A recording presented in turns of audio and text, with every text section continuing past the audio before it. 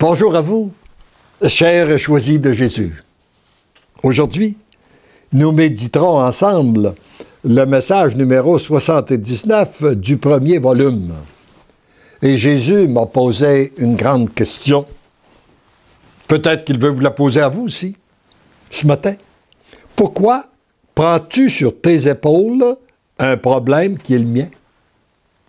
Parce que si on lui a donné, le problème qu'on vit, c'est le sien. Pourquoi qu'on le prend sur nos épaules? C'est la question qu'il m'a posée.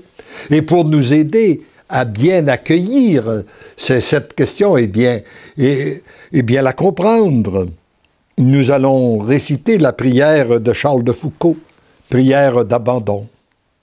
Mon Père, je m'abandonne à toi. Fais de moi ce qu'il te plaira. Quoi que tu fasses de moi, je te remercie. Je suis prêt à tout. J'accepte tout, pourvu que ta volonté se fasse en moi et en toutes tes créatures. Je ne désire rien d'autre, mon Dieu. Je remets mon âme entre tes mains.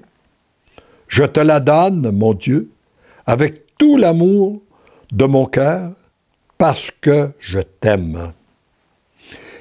Et que ce m'est un besoin d'amour de me donner, de me remettre entre tes mains, sans mesure, avec une infinie confiance, car tu es mon Père. Et voici la prière que je formulais ce matin-là. Seigneur Jésus, je veux vous présenter toutes les difficultés que j'ai vécues hier. Ouvrez mes oreilles, mon cœur et mon intelligence, afin que je comprenne ce que vous voulez m'enseigner dans ces situations que vous connaissez. Pendant longtemps, si je recule plus loin dans ma vie, c'était pas la prière que je faisais. Quand il m'arrivait un événement, je disais au Seigneur, pourquoi? Pourquoi ça m'arrive? Et je me suis aperçu que dans mon pourquoi, il y avait un petit reproche. Parce que je lui dis après tout, je suis un bon gars, je suis un bon garçon, je te prie, je vais à la messe, pourquoi que ça m'arrive? Et aujourd'hui, je ne fais plus cette prière et vous voyez que la prière que j'ai faite, c'est ouvre mes oreilles, ouvre mon cœur et mon intelligence, afin que je comprenne ce que vous voulez m'enseigner dans ces situations que vous connaissez, dans les difficultés que je traverse présentement. Je veux associer mes souffrances aux vôtres, afin que par un miracle de votre amour, elles retombent en grâce et en bénédiction sur ceux et celles qui sont la cause de mes souffrances. Moi, je pense que comme chrétiens, c'est notre seule vraie façon que nous pouvons nous venger de quelqu'un qui nous fait souffrir. Accueillir la souffrance afin qu'elle retombe en grâce et en bénédiction sur cette personne-là. Vous avez le pouvoir de me changer. Moi, je ne le peux pas, même si je le veux. Non seulement, vous avez mon oui total sans condition, mais je vous supplie de me changer pour que je devienne l'amour. Veillez couper toutes les attaches qui m'empêchent d'être ce que je devrais être, l'amour. Merci d'exaucer ma prière, je vous aime. Et la réponse est celle-ci, mon tout petit. Je prends ton cœur sur mon cœur. J'y déverse un flot d'amour. Je fais la même chose en ceux et celles que tu me confies. Je coupe encore des attaches. Sois sans crainte, ta demande devient mienne. Et aujourd'hui même, tu seras témoin de mon agir. Et plus j'avance, plus je suis témoin de l'agir de Dieu.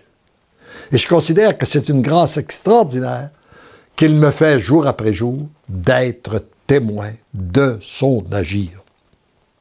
Alors lorsqu'on vit un problème et qu'on lui donne, nous n'avons qu'à le regarder agir et déjà lui rendre grâce, le louer, le bénir pour ce qu'il fait de cette situation. Tu m'as tout donné. Pourquoi reprends-tu sur tes épaules un problème qui est le mien? Alors, c'est peut-être une question qu'il veut vous poser aussi à chacun de vous. Pourquoi prends-tu sur tes épaules un problème qui est le mien? Tu n'as qu'à être témoin du problème qui se présente, l'accueillir, me le remettre, agir suivant mon inspiration et observer la solution que j'y apporterai.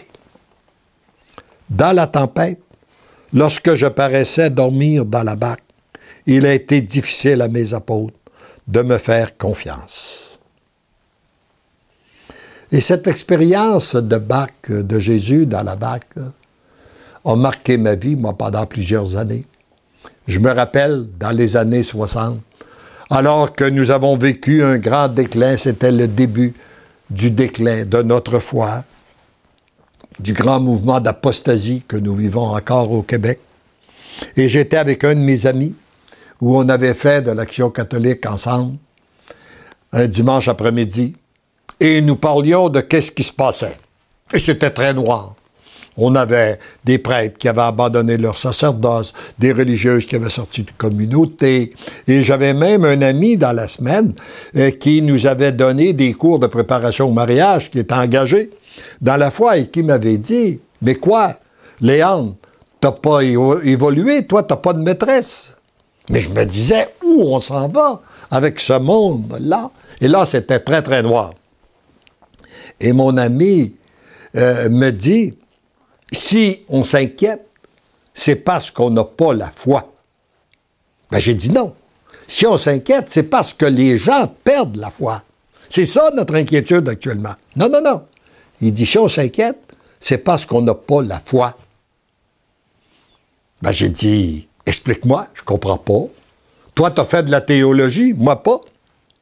Ben, il dit, souviens-toi, quand Jésus était dans la barque, puis qu'il dormait, puis qu'il y a eu une tempête sur la mer, que les apôtres avaient peur, il leur a dit, « Homme de peu de foi, pourquoi vous inquiétez-vous? » Et là, je me suis répété cette phrase sans voir, sans ni rien voir, mais pourquoi je m'inquiète?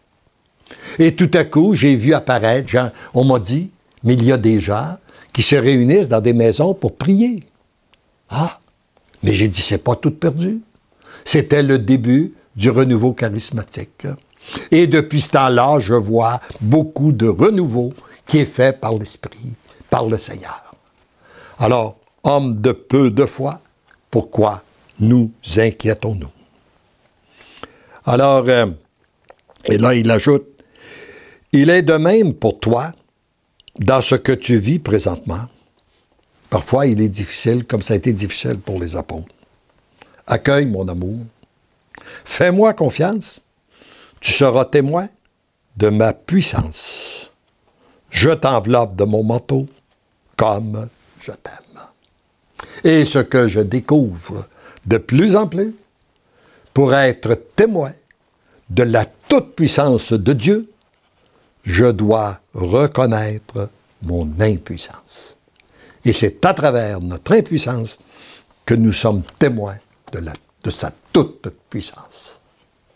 Rendons-lui grâce pour cette façon de voir les événements avec les yeux de la foi.